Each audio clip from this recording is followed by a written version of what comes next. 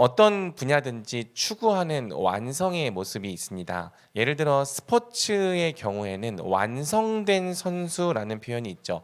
물론 선수마다 이 각각의 특성과 개성, 포지션이 다르기 때문에 어떤 한 모습만을 완성이라고 제시하기는 어려울 것입니다. 그럼에도 불구하고 어느 한 부분, 크게 뒤처지는 부분 없이 평균 이상의 면모를 보여준다면 우리는 그를 향해 완성된 선수라고 부를 수 있겠죠.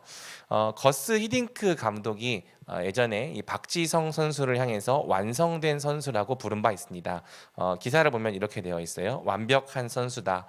처음엔 체격도 작고 약해 보여 그리 기대하지 않았는데 회복력도 좋고 체력과 볼 감각까지 갖췄다. 수비 위주의 플레이에서 공격을 맡겼는데도 훌륭하게 소화해냈다. 언론에서는 이 컴플리트 플레이어라는 표현을 완벽한 선수로 번역했지만 실제로 컴플리트는 이 완벽보다는 완성에 가까운 의미라고 합니다. 그러니까 박지성 선수가 다방면에서 큰 결함 없이 공격과 수비 모두를 훌륭하게 소화해내는 모습을 보면서 히딩크 감독은 완성된 선수라 평가한 거죠. 음악의 경우에도 완성된 가수라는 표현을 사용할 수 있습니다. 발성, 음색, 음정, 박자, 감정 등 그 모든 부분이 서로 조화를 이룰 때 우리는 그 사람을 향해 이 사람은 완성된 가수다라고 말할 수 있겠죠. 자, 그렇다면 기독교가 추구하는 완성의 모습은 무엇일까요? 우리는 과연 어떤 사람을 향해 완성된 그리스도인이다라고 말할 수 있는 걸까요? 물론 우리가 다 죄인이기 때문에 아무도 나는 완성된 그리스도인입니다. 그렇게 쉽게 이야기하기가 어려울 것입니다. 이 땅에서 진짜 완성에 이를 수 있는 사람은 아무도 없기도 하고요.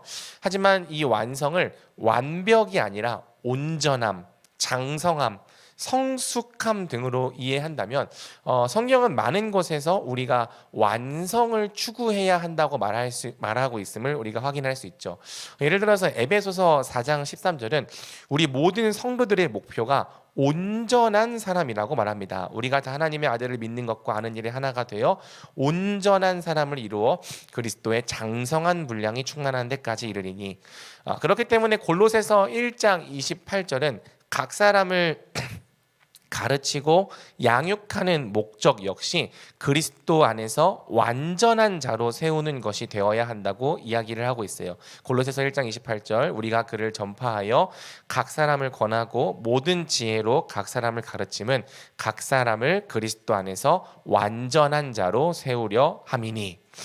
따라서 우리는 그리스도 안에서 완전한 자란 대체 어떤 사람인가 고민해 보지 않을 수 없는 거죠. 여러분의 생각은 어떻습니까? 여러분이 생각하기에 완성된 그리스도인이란 어떤 사람입니까? 지금까지 우리는 거짓이 없는 사랑이라고 하는 이 로마서의 표제 안에서 사랑과 관련된 연속된 주제들을 계속 살펴보았습니다. 로마서가 정의하는 바 사랑은 어떤 감정이 아니라 선에 속하고 선을 행하는 일입니다. 로마서는 우리가 누구를 대하든지 항상 선에 속하고 선을 행하는 사랑으로 사랑할 것을 가르치는 거죠. 그 대상이 처음에는 우리의 형제였고요. 그 다음에는 세상과 원수였습니다. 그리고 우리가 직전에는 권세와 권위를 어떻게 선으로 대할 것인가까지 살펴보았죠. 그러니까 로마서는 사랑의 단계를 점점 더 사랑하기 어려운 대상으로 올려갔던 거예요. 이런 말씀들을 들으면서 마음이 어렵고 불편한 지체들도 있었던 것 같습니다. 제가 계속해서 이 성경 본문을 따라서 누군가를 사랑해야 된다라는 힘든 요구를 여러분들에게 했기 때문이죠. 원수도 사랑해야 된다. 권위를 존중하며 순복해야 된다. 이런 말씀들을 누가 막 기뻐하면서 들을 수 있겠습니까? 전하는 저에게도 사실 쉽지 않은 내용들이었습니다. 하지만 그럼에도 불구하고 성경이 우리를 여기까지 끌고 온 데에는 이유가 있습니다. 바로 이러한 사랑이 곧 우리 그리스도인들이 추구해야 할 완성이기 때문이죠. 하나님은 우리가 누구를 대하든지 항상 사랑의 사람이기를 원하신다는 거예요. 자, 오늘 본문의 8절은 다음과 같이 말하죠. 우리 8절을 함께 한 목소리로 읽어보겠습니다. 시작. 비참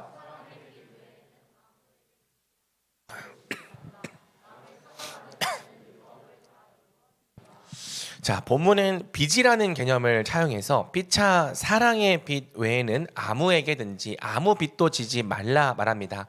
갑자기 웬 빚 이야기냐라고 생각하는 지체들도 있을 텐데요. 본문의 강조점은 빚을 지지 말라보다는 서로에게 사랑의 빚을 지우라에 있습니다. 그러니까 이 헬라식의 표현 방식인 거죠. 그 증거로 이어지는 구절부터는 더 이상 빚에 대한 이야기가 없어요. 그러니까 빚이 중요한 게 아니라 사랑이 중요하다는 거죠. 학자들이 주석하는 바 바울이 빚의 개념을 차용한 이유는 오직 사랑만이 유일하게 갚을 수 없는 빚이기 때문입니다. 다른 빚은 다 갚을 수 있죠. 하지만 사랑만큼은 아무리 갚고 또 갚아도 그 마음의 빚을 다 지울 수가 없습니다. 그것은 사랑을 진짜 받아본 사람이라면 누구나 다 아는 일이죠. 우리가 정말 누군가에게 진짜로 사랑을 받았다면 그 사랑에 빚진 마음이 평생이 지나도록 사라지지 않습니다. 아무리 생각해도 감사하고 또 문득 떠올려 봐도 감사한 거죠. 그 마음은 심지어 천국에 가서도 이어집니다. 우리는 천국에 가서조차 우리를 이 땅에서 사랑해 주셨던 여러 사람들의 사랑을 생각해 보면서 그 천국에 가서도 그 사람들에게 또 감사하고 또 감사할 거예요. 이처럼 평생 갚고자 노력해야 하지만 아무리 노력해도 다 갚을 수 없는 영원한 빚이 사랑의 빚입니다. 바울은 혹 다른 빚은 너희가 지지 않더라도 또 그런 빚은 다 갚을지라도 사랑의 빚만큼은 얼마든지 지라고 말하는 거죠. 그 이유에 대해서는 우리가 잠깐 스킵했다가 뒤에서 다시 설명해 보겠습니다. 자, 그러면서 바울이 강조하는 것은요, 바로 사랑이 율법의 완성이라는 거예요. 남을 사랑하는 자는 율법을 다 이루었느니라.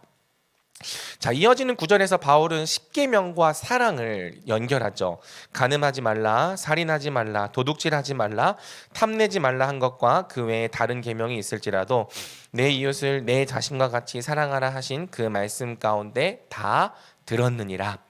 바울은 십계명의 모든 계명이 내 이웃을 내 자신과 같이 사랑하라는 한 말씀 안에 다 들었다고 말합니다. 다시 말해 바울은 이 모든 계명의 목적과 본질이 사랑이라고 천명한 거예요. 이는 바울의 독자적인 주장이라기보다는 예수님의 가르침을 그대로 계승한 것이었죠. 예수님과 바울의 이러한 견해는 당시 유대인들에게 매우 낯선 것이었습니다. 유대인들은 율법을 사랑이라는 본질로 이해하지 않았기 때문이에요.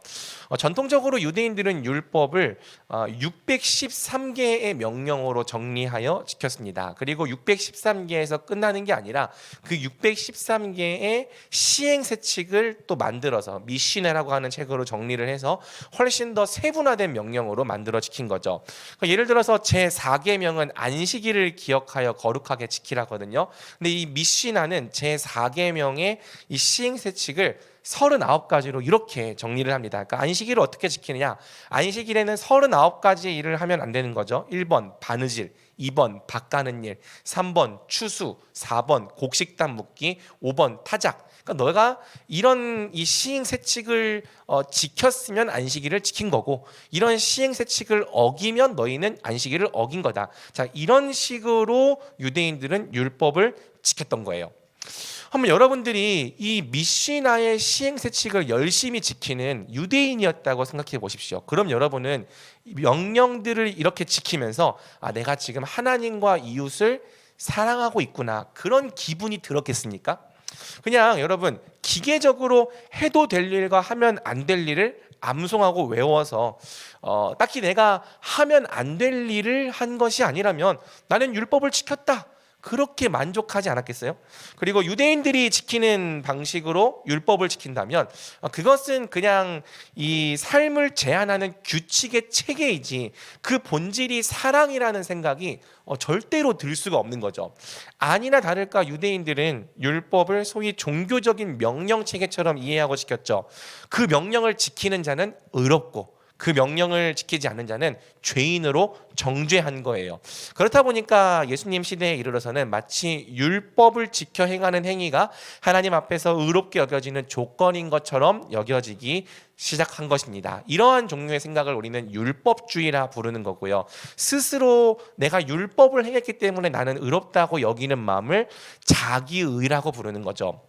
여러분 아이러니하지만 율법을 율법주의로 지키게 되면, 이 율법과 율법주의는 같은 말이 아니에요.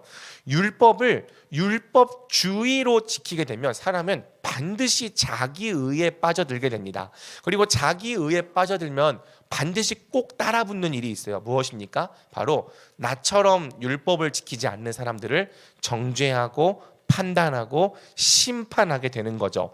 율법의 본질은 사랑이지만 율법주의는 사랑의 정반대의 일을 행하는 거예요. 다른 사람들을 향해 정죄와 심판의 칼날을 휘두르게 만드는 거죠.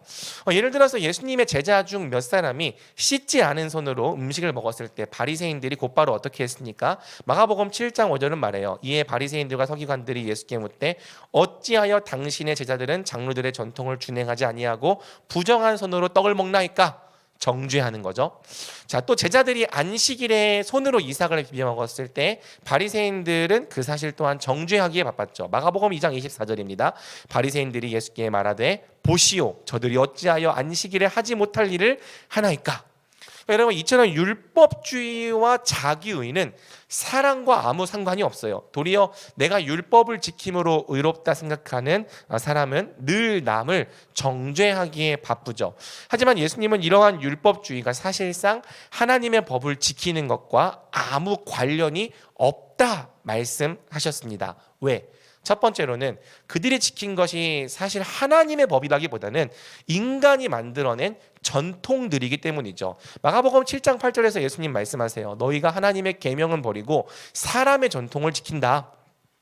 그러니까 물론 그 전통이 율법을 더 잘 지키려고 제정된 것일지라도 사람들이 만들어낸 이 규칙 체계가 율법인 것은 아니죠. 그러니까 그 전통과 규칙 체계를 지키는 것이 하나님의 법을 지키는 것과 동일시될 수가 없다는 거예요.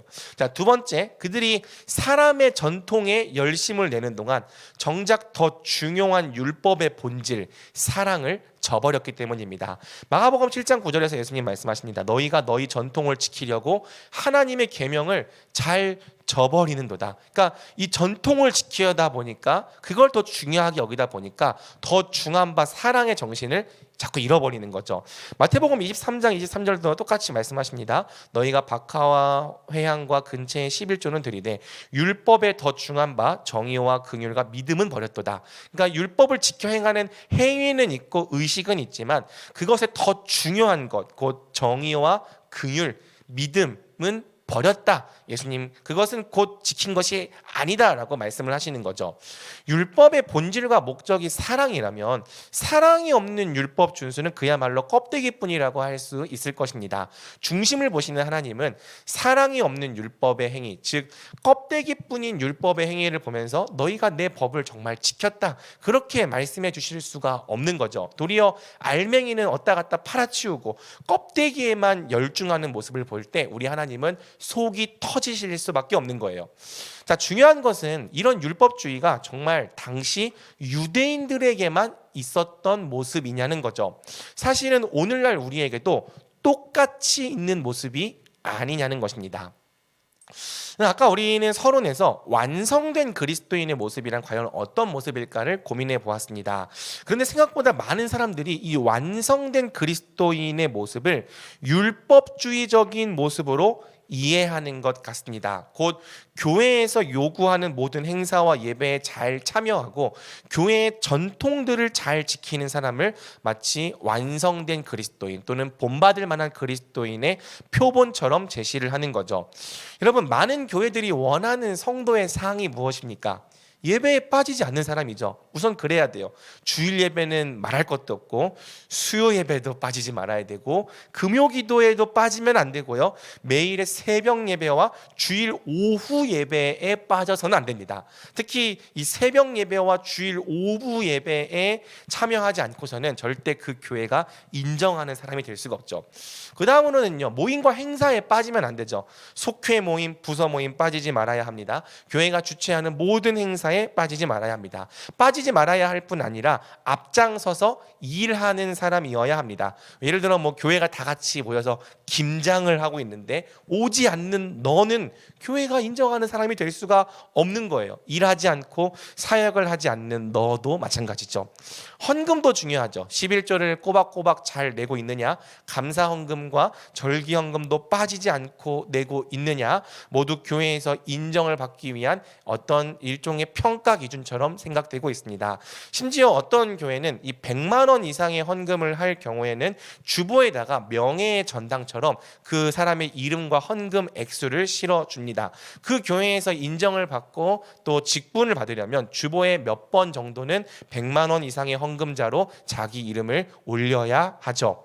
여러분 오해하지 마세요. 그럼 예배도 안 오고 모임과 행사에 참여도 안 하고 일도 안 하고 헌금도 안 하는 사람을 교회가 인정해 줘야 한다는 뜻인가? 그렇게 묻는다면 당연히 아니에요. 예배도 잘 드리고 모임과 행사에도 잘 참여해야 합니다. 힘을 다해 섬기고 교회의 정회원으로서 헌금의 의무도 다 해야 합니다. 저는 이런 기준들이 모두 쓸데없고 잘못되었다 말하는 것이 아니에요. 오히려 성숙한 성도일수록 이런 부분에까지 흠이 없어야 하는 게 맞습니다. 하지만 우리가 완성된 그리스도인의 기준을 자꾸 이런 행위적인 것들에만 둔다면 우리도 바리새인들처럼 본질과는 한없이 멀어진 채로 신앙생활하는 사람이 되어갈 수 있다는 거예요.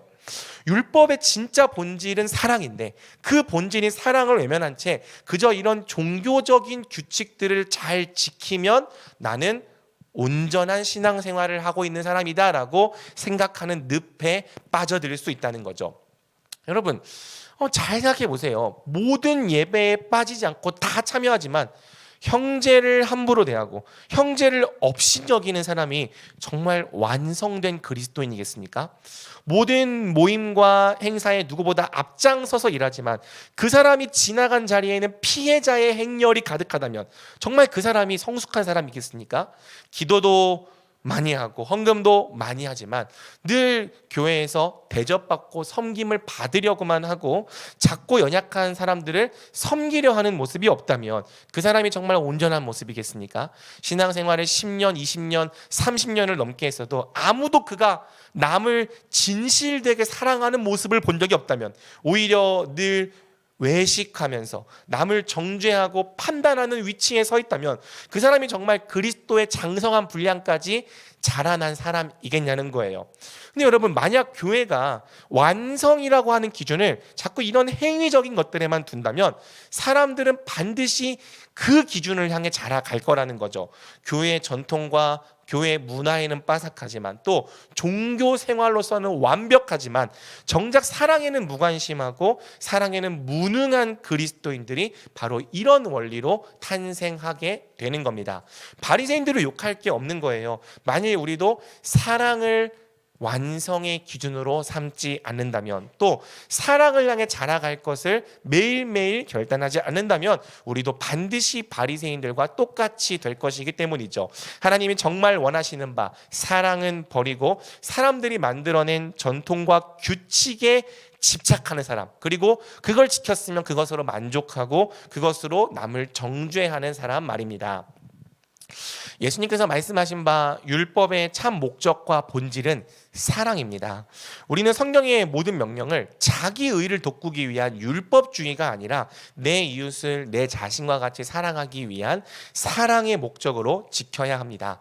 간음하지 말라, 살인하지 말라, 도둑질하지 말라 여러 계명들이 있을지라도 모든 계명은 오직 내 이웃을 내 자신과 같이 사랑하고자 하는 목적으로 지킬 때에만 진짜 의미를 갖는 거죠. 그러므로 10절은 우리에게 다음과 같이 말하는 거예요. 우리 10절을 함께 한 목소리로 읽어보겠습니다. 시작. 사랑은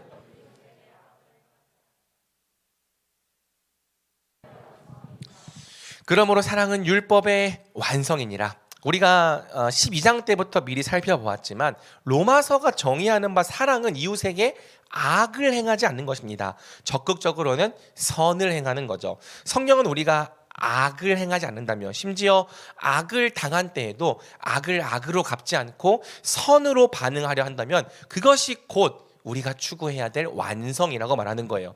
하나님이 원하시는 완성된 그리스도인이란 쉽게 말해서 사랑의 사람입니다. 즉 남을 사랑하는 사람, 어떠한 경우에도 사랑을 선택하고 어떠한 경우에도 선으로 반응하려고 하는 그러한 사람이 진짜 완성에 이른 사람입니다. 모든 상황 속에서 누구를 향해서라도 사랑을 선택하는 사람들, 이웃에게 악을 행하지 않고 심지어 악을 당한 때에도 선으로 악을 이겨보려고 씨름하는 사람들, 그들이 바로 하나님께서 보실 때 완성된 그리스도인이라는 거죠. 예수님은 내가 율법을 폐하러 온 것이 아니라 율법을 완전하게 하러 왔다고 말씀하셨습니다. 여러분, 이 말씀을 바꿔볼 수 있겠죠. 율법의 완성이 사랑이라면 예수님이 하신 말씀은 결국 이런 말씀 아니겠습니까? 내가 이 땅에 사랑의 사람들을 세우러 왔다. 사랑으로 율법을 완성하는 사람들을 일으키러 왔다. 실제로 이 예수님의 산상수훈의 내용은 거의 다 사랑에 대한 내용인 거죠. 하나님은 오늘도 진정한 의미에서 율법을 완성하는 사람들, 곧 사랑의 사람들이 이 땅에 일어나기를 기대하십니다. 하나님은 바로 그러한 목적에서 오늘 우리를 부르셨고 구원하신 거죠. 그렇다면 우리도요, 신앙생활의 목적과 기준을 바꿔야 하는 거예요. 종교생활의 완벽한 종교인이 되는 것이 우리의 목적과 기준이 될 수 없습니다. 내가 어떤 종교적인 규칙을 지키고 있으면 나는 신앙생활을 잘하고 있다, 그렇게 안주할 수 없습니다. 우리의 목적과 기준은 오직 오늘 말씀입니다. 사랑은 율법의 완성이니라. 우리는 다름 아닌 사랑의 사람이 되는 것을 우리 신앙생활의 목적과 기준으로 삼아야 합니다. 사랑하는 여러분, 아까도 얘기했지만 이 로마서의 말씀들을 들으면서 너무 어렵다고 생각하는 지체들이 당연히 많았을 거예요. 솔직히 우리는 내 부모님도 잘 사랑하지 못하지 않습니까? 그런 우리에게 교회의 형제 자매를 사랑하고 세상을 사랑하고 원수들까지 사랑하고 권세자들까지 존경하라니요. 이것이 우리에게 얼마나 어렵고 고통스러운 요구입니까? 하지만 성경이 우리에게 이 말씀들을 준 이유는요, 우리를 괴롭히려고 하는 게 아니고요, 이것이 바로 우리가 진짜 바라봐야 될 완성이기 때문인 거예요. 무엇이 진짜 완성인지 우리가 그 청사진을 알지 못한다면 우리는 그 완성을 향해 자라갈 수 없을 거고 그 완성을 향해 자라가려고 하지도 않을 거기 때문이죠. 여러분, 사실 종교적인 규칙을 지키는 종교인이 되는 것은 그렇게까지 어렵지는 않습니다. 그냥 고민 없이 그 종교가 요구하는 일들을 다 하면 되기 때문이죠. 예배에 빠지지 마. 빠지지 않으면 돼요. 모임과 행사에 참여하면 됩니다. 앞장서서 일해.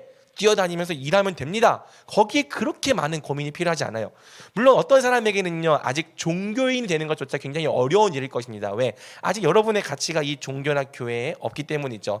근데 만약에 여러분이 어떤 계기로든지 이 종교나 교회에 가치를 두잖아요, 의외로 여러분들은요, 이 교회가 요구하는 일들을 그렇게 어렵지 않게 할 거예요. 왜냐하면 이제 여러분은 이 종교에서 요구하는 모습의 사람이 되는 것과 이 교회에서 인정받는 사람이 되는 것에 많은 가치를 두게 되었기 때문이죠. 근데 반면 여러분, 종교인이 되는 거 말고 사랑의 사람이 되는 것은 굉장히 어려운 일입니다. 왜? 사랑의 사람이 되기 위해서는 고민이 필요하거든요. 매 순간 무엇이 진짜 사랑을 행하는 일일지 고민하고 분별하는 싸움이 있기 때문입니다. 그냥 아무 고민 없이 교회가 하라고 말하는 일들을 하면 되는 종교인들과 달리 사랑의 사람이 되기 위해서는 늘 이 여러 가지 경우 속에서 무엇이 진짜 선을 행하는 것일지 고민하고 고뇌해야 하기 때문이에요. 여러분, 사랑에는 한 가지 정답이 없죠. 왜? 우리가 사랑해야 될 사람들이 다 똑같지 않기 때문입니다. 같은 일도 누군가에게는 사랑이 되고 누군가에게는 독이 되죠. 같은 행위가 모든 사람에게 항상 같은 결과를 가져오는 것도 아닙니다. 우리가 행하려는 사랑이 그냥 자기 만족을 위한 사랑이 되지 않으려면, 야, 내가 사랑했는데 네가 안 받아준 거야, 난 할 일 했어, 이런 자기 만족이 되지 않으려면요, 반드시 정말 이 행위가 받는 사람의 입장에서 유익이 될지를 고민을 해야 됩니다. 그렇게 하지 않는다면 받는 사람은 하나도 사랑으로 느끼지 않는데 나는 사랑했다, 내 할 일을 했다, 우리는 스스로 만족하고 자위하는 사람들이 되는 거죠. 참된 사랑을 위해서는 사랑을 받는 사람의 입장에서 그들의 유익을 고민해야 한다. 이 지점이 늘 사랑을 어렵게 만드는 거예요. 게다가 여러분, 사랑이 또 어려운 이유가 무엇입니까? 그것은요, 내가 사랑해야 할 대상이 나를 사랑하지 않는 경우가 너무 많기 때문입니다. 도리어 나를 사랑하지 않는 정도가 아니라 마음속에 분노를 일으켜요. 미움을 불러일으키고 원망을 불러일으키게 행동하는 때가 굉장히 많기 때문이죠. 여러분, 예수님 말씀처럼 나를 사랑하는 사람을 사랑하는 게 뭐가 그렇게 어려운 일이겠습니까? 하지만 참된 완성에 이르기 위해서는요, 나를 사랑하는 사람만 사랑하는 것이 아니라 때로는 나를 사랑하지 않는 사람, 때로는 나에게 악을 행하는 사람에게조차 내가 어떻게 하나님이 기뻐하시는 뜻을 행할지를 고민해야 하는 거죠. 그래서 사랑이 어렵고 고통스러운 겁니다. 사랑이 사람이 되기 위해서는 형제를 대할 때마다 고민해야 되는 거예요. 여러분, 때때로 우리의 형제들이라고 할지라도 우리를 향해서 아쉬운 행동을 할 때가 있죠. 있습니까? 없습니까? 있습니다. 그럼요, 우리는 고민하는 거죠. 그때 우리는 그 형제를 어떻게 사랑으로 대할 것인가.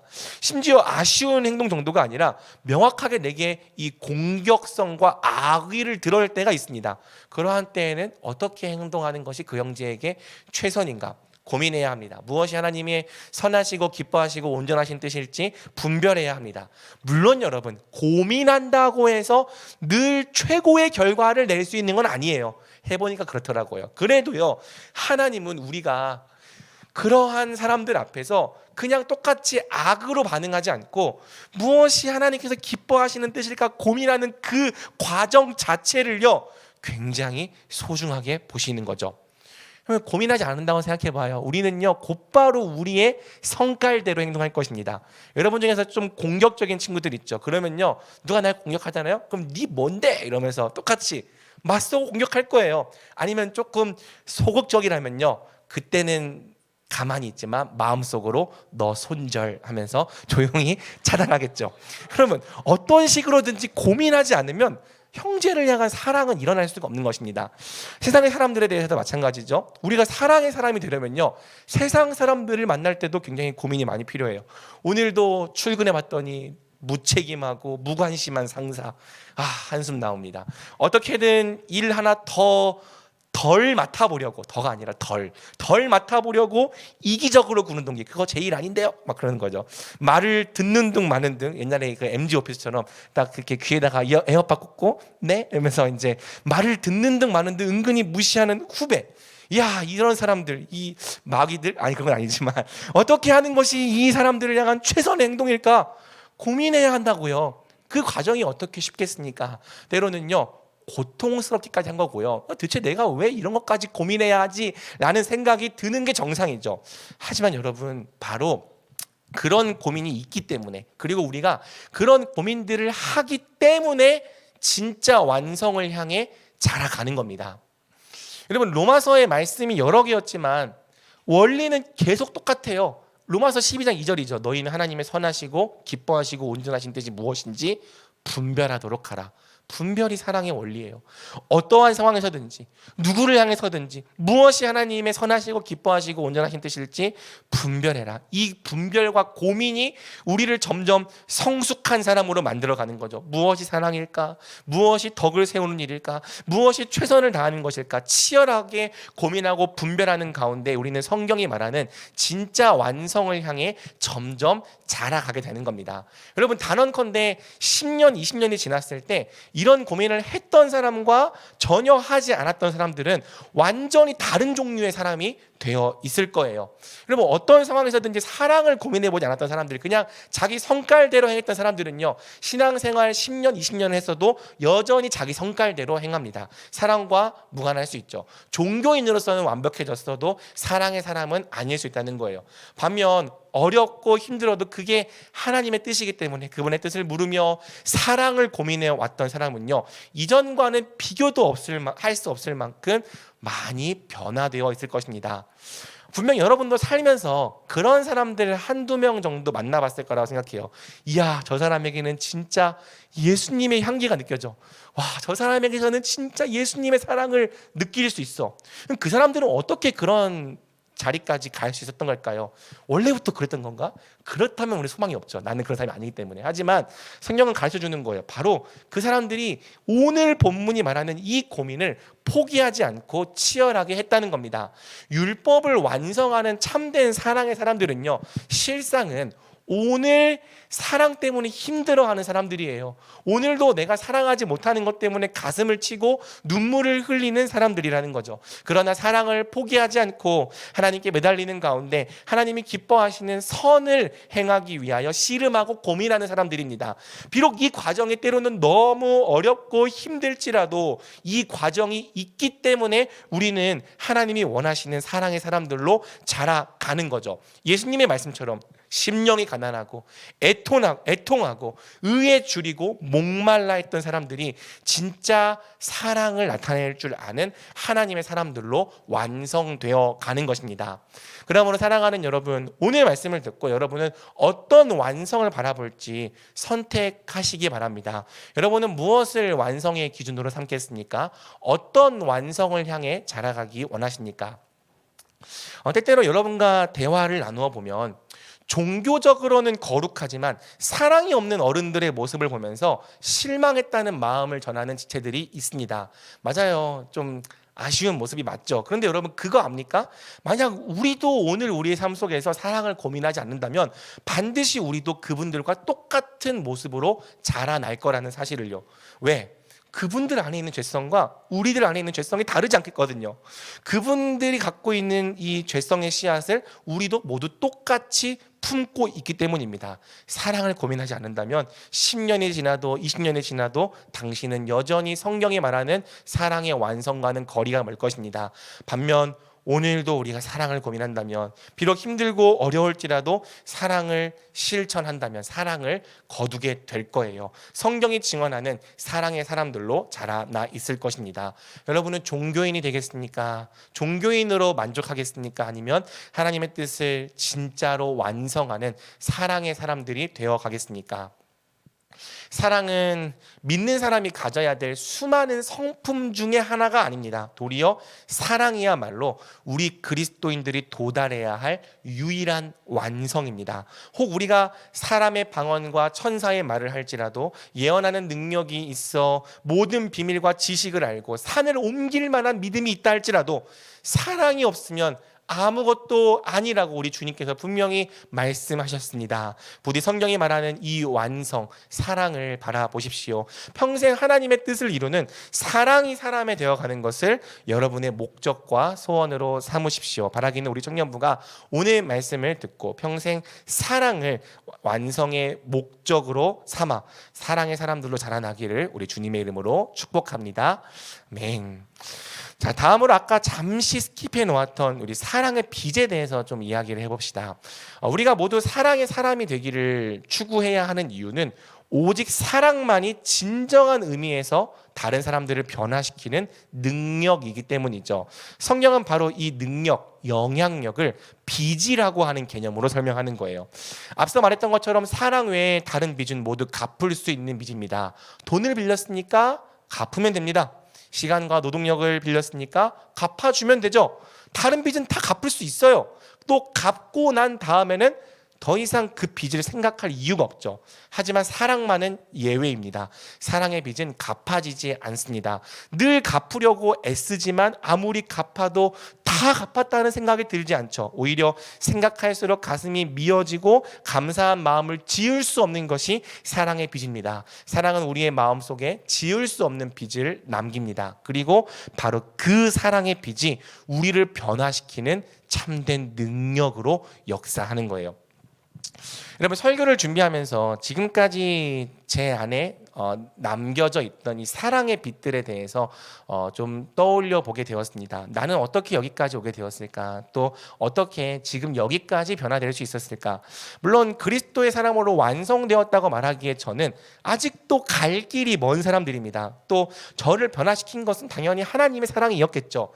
하지만 하나님은 저를 사랑해 주시되 그분의 사랑을 아는 여러 사랑의 사람들을 통해 사랑을 해 주셨더라고요. 그래서 제 가슴 안에는 물론 하나님의 사랑이 있지만 또한 저를 사랑해 주셨던 수많은 사람들의 사랑이 아직도 지울 수 없는 빚으로 남아 있습니다.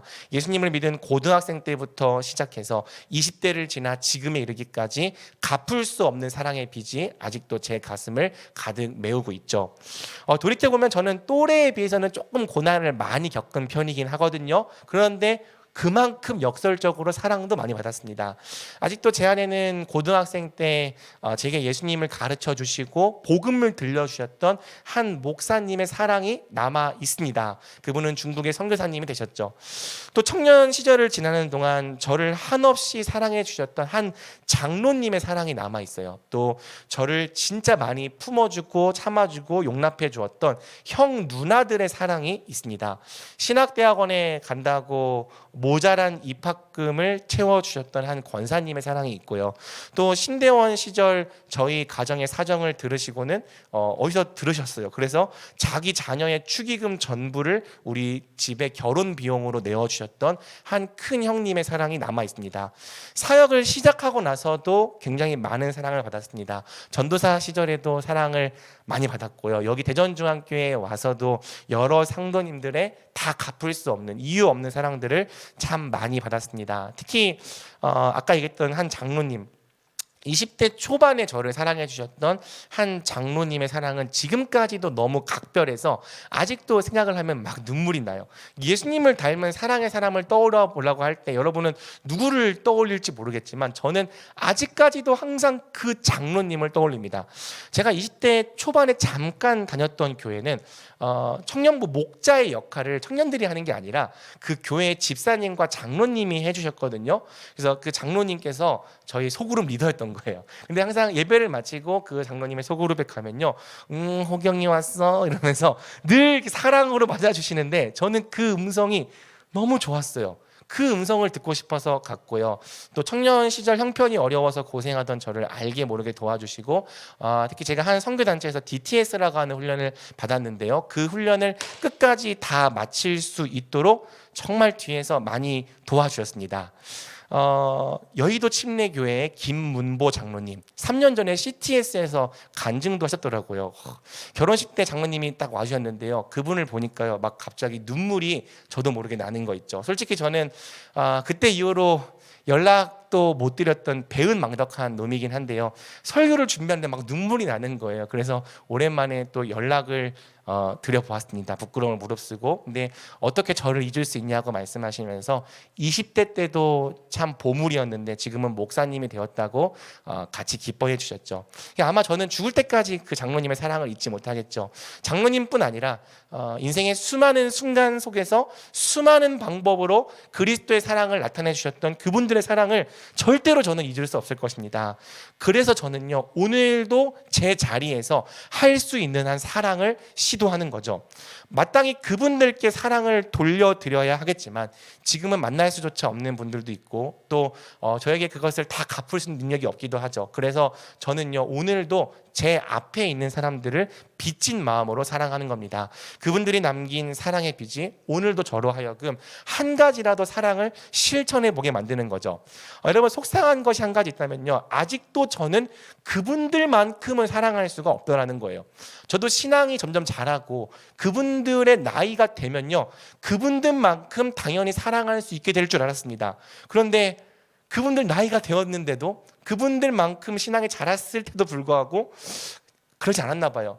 저는 아직도 너무 이기적이고 남을 사랑할 줄 몰라서 여전히 그분들처럼 사랑하지는 못하겠더라고요. 그게 속상한 거예요. 그러나 제가 이토록 미숙하고 사랑할 줄 모름에도 불구하고 자꾸 사랑을 시도해보게 되는 이유는 다 제 안에 빚진 마음이 있기 때문이죠. 그래서 저도 오늘도 사랑에 빚진 마음으로 사랑을 시도하고 도전해 봅니다. 저도 언젠가는 그분들처럼 사랑하게 되기를 소망하면서 말이죠. 여러분 시간이 지나고 하나님을 더 알아가면서 저는 이것이 바로 하나님께서 우리를 변화시키는 가장 강력한 방법이라는 것을 알게 되었어요. 여러분 하나님 우리를 어떻게 변화시킵니까? 하나님은요 우리를 정죄로 변화시키지 않으십니다. 두려움으로 변화시키지도 않으세요. 하나님이 우리를 변화시키는 방법은 항상 잘 생각해 보세요. 사랑입니다. 하나님은 우리 안에 지울 수 없는 사랑의 빚을 남기는 것으로 우리를 변화시키는 분이죠. 정죄감과 죄책감은요, 우리를 절대 근본적으로 바꿀 수 없어요. 물론 누군가에게 정죄감과 죄책감이 들면요, 이렇게 살면 안 되겠다, 뭔가 바뀌어야겠다라는 마음이 들기는 합니다. 그런데 여러분, 그 마음이 진짜 변화로 이어지던가요? 정말 여러분들을 자유케 하던가요? 도리어 다시 실패했을 때 더 큰 정죄감과 죄책감이 여러분들을 억누르지 않던가요? 또 여러분, 심판과 징계에 대한 두려움도 우리를 근본적으로 변화시키지 못하죠. 갑자기 하나님이 나를 심판하시고 치실 때 두려워서 그땐 너무 무서워서 순종할지라도 그런 심판의 위협이 사라지고 나면은 우리는 마치 언제 그러냐는 듯이 원래의 자리로 돌아가 버리는 겁니다. 그럼 무엇이 진짜 우리 인생을 근본적으로 변화시킵니까? 십자가에서 나타난 하나님의 측량할 수 없는 사랑을 알게 하심으로죠. 요한일서 4장 10절을 한번 같이 읽어볼까요? 시작. 사랑은 여기 있으니 우리 죄를 속하기 위하여 화목제물로 그 아들을 보내셨음이라. 이 사랑을 알게 하는 것. 그러면 성도가 성도에게 행하는 사랑도요, 그 자체로 굉장히 존귀합니다. 그런데 성도가 성도에게 행하는 사랑은 사실 하나님께서 우리에게 베풀어 주신 그 큰 사랑을 알게 하는 통로와 그림자인 거예요. 하나님은 우리가 처음에는 사람들의 사랑을 바라보고 의지할지라도 결국에는 그 사랑을 통해서 하나님이 우리에게 베풀어 주신 그 큰 사랑이 무엇인지를 깨닫게 하여 주시기 원하는 거죠. 그리고 여러분, 하나님께서 나를 얼마나 사랑하셨는지를 알면 우리는 마침내 변화되는 겁니다. 하나님이 나를 이처럼 사랑하셨다라고 하는 지울 수 없는 사랑의 빛이 우리 가슴에 깊이 새겨질 때 우리는 그때부터 사랑의 빚진 자로 살아가는 거죠. 하나님이 나를 이처럼 사랑하셨는데 내가 어찌 사랑하지 않을 수 있겠는가? 사랑하지 않고서는 견딜 수 없는 자로 살아가게 되는 겁니다. 여러분, 정죄감과 죄책감으로는 바뀔 수 없었습니다. 두려움과 공포로도 우리는 변화될 수 없었습니다. 하지만 하나님이 나를 사랑하셨다라고 하는 그 큰 사랑의 빛이 우리를 변화시킵니다. 순종하게 하고 예배하게 합니다. 사랑의 빚진 마음으로 하나님과 이웃을 사랑하게 합니다. 이처럼 하나님께서 우리를 변화시키는 방법이 바로 사랑이죠. 사랑만이 사람을 진정한 의미에서 변화시킬 수 있는 거예요. 사랑하는 여러분, 오늘날 우리의 세대는 사실 아무에게도 사랑의 빚을 잘 지지 않으려고 하죠. 여러분 보면 그런 것 같아요. 물론 경계하는 마음도 있고 아직 안 친해서 그런 것도 있는 것 같지만 기본적으로 사랑을 잘 주려고 하지도 않고요, 또 누군가의 사랑을 잘 받으려 하지도 않습니다. 그렇게 살면은 솔직히 편하죠. 빚질 일이 없으니까 상처받을 일도 없죠. 하지만 그렇게 살면요, 서로를 사랑할 때 느끼는 기쁨도 없습니다. 결정적으로 사랑의 빚이 우리 가운데 일으키는 삶의 변화를 경험할 수가 없는 거죠. 여러분, 기독교의 진짜 아름다움은요, 서로에게 사랑의 빚을 지고 또 서로에게 사랑의 빚을 지우는 삶에 있는 거예요. 그래서 성경은 아무에게 아무 빚도 지지 말되 오직 사랑의 빚만큼은 서로에게 넘치도록 지고 넘치도록 지우라고 말하는 겁니다. 왜? 사람은 사랑의 빚을 지을 때 변화되는 존재이기 때문이죠. 또 기독교는 사랑의 빚을 지우는 것으로 사람들을 변화시키는 종교이기 때문입니다. 여러분, 삶이 변화되고 싶으십니까? 복음 안에 있는 참된 변화와 성숙을 진짜 경험하고 싶으세요? 그럼 제가 여러분 그 비결을 알려드리겠습니다. 사랑의 빚을 지세요. 용기를 내서 공동체 안으로 들어가고요, 사람들과 관계를 맺고요, 하나님께서 각 사람을 통해 베푸시는 사랑을 받으세요. 단언컨대 여러분, 혼자 기도하고 큐티 백날 해도요, 사람은 바뀌지 않습니다.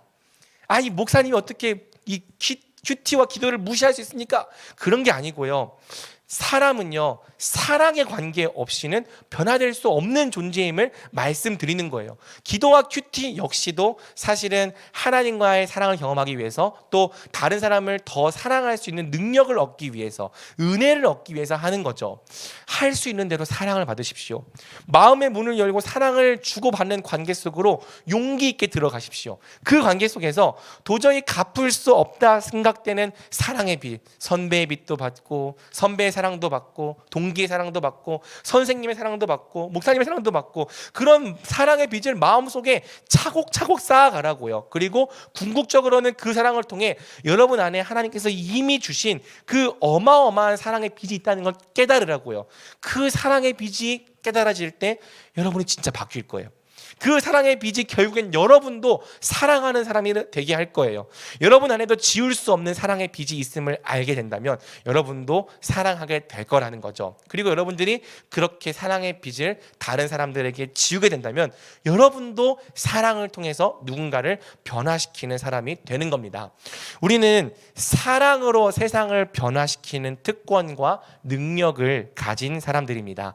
우리가 형제를 넘어서 세상을 사랑할 것을 고민하고 원수들과 권세자들까지도 사랑할 것을 고민하며 몸부림쳐야 하는 이유는 바로 하나님께서 우리가 사랑의 사람이 되는 것을 통해 세상을 변화시키기 원하시기 때문이죠. 그리스도인들이 세상의 빛과 소금이 되는 방법은 예로부터 사랑인 겁니다. 우리는 사랑의 사람이 되는 것으로 세상을 변화시키는 빛과 소금인 것이죠. 마지막으로 11절에서 11절은 이제 밤이 깊고 낮이 가까워졌다고 말합니다. 또한 너희가 이 시기를 알거니와 자다가 깰 때가 벌써 되었으니 이는 이제 우리의 구원이 처음 믿을 때보다 가까웠음이라. 밤이 깊고 낮이 가까웠으니 그러므로 우리가 어둠의 일을 벗고 빛의 갑옷을 입자. 지금 우리는 캄캄한 어둠이 창궐한 시대를 살아가고 있습니다. 밤이 너무 깊다 보니 정말 낮이 올까 의문이 드는 시대를 살아가고 있죠. 하지만 성경은 말해요. 밤이 깊어질수록 낮이 가까워지고 있다는 뜻이다. 세상의 어둠이 깊어질수록 그것은 역설적으로 낮이 더 가까워졌다는 의미입니다. 그러므로 성경은 말하죠. 어둠의 일을 벗고 빛의 갑옷을 입자. 모두가 밤으로 살아가는 세상에서 어떻게 낮이 곧 올 거라는 사실을 사람들에게 보여줄 수 있겠습니까? 간단합니다. 마치 낮이 이미 온 것처럼 살라는 거예요. 모두가 밤 속에 있지만 낮처럼 사는 사람들이 있다는 것 자체가 세상에 곧 낮이 온다는 가장 큰 증거인 거죠. 로마서 13장 13절에서 14절을 우리 한번 같이 읽어보겠습니다. 시작. 낮에와 같이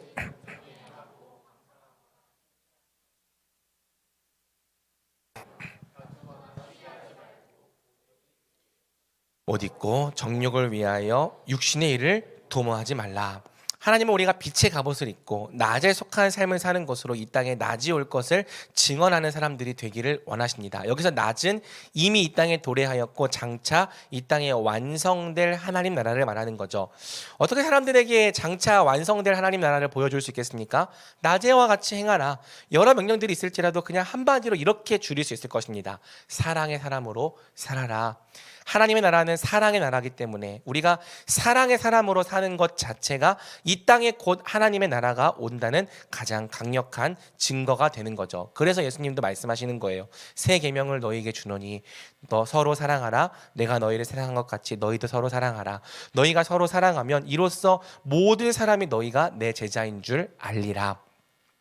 여러분 솔직히 세상은요, 교회가요, 자기들 종교 생활에 열중하는 것에 아무런 관심이 없습니다. 여러분도 그러지 않겠습니까? 성가대가 찬양을 얼마나 이날 멋지게 했는지, 사부 합창을 얼마나 이렇게 멋지게 했는지 관심 없어요.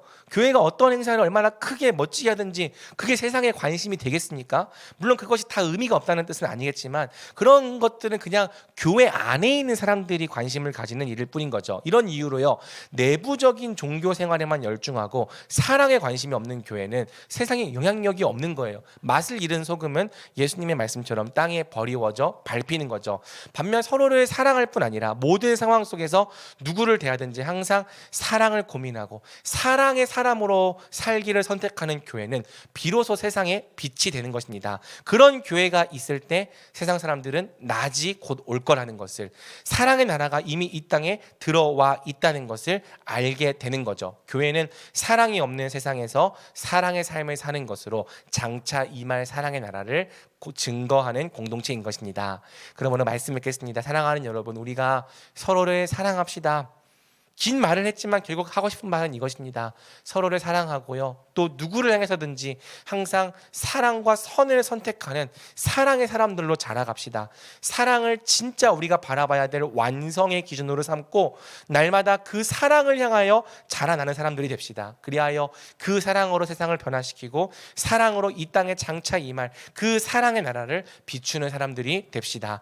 하나님은 오늘도 사랑으로 하나님의 뜻을 완성하는 사랑의 사람들이 나타나기를 기대하고 계십니다.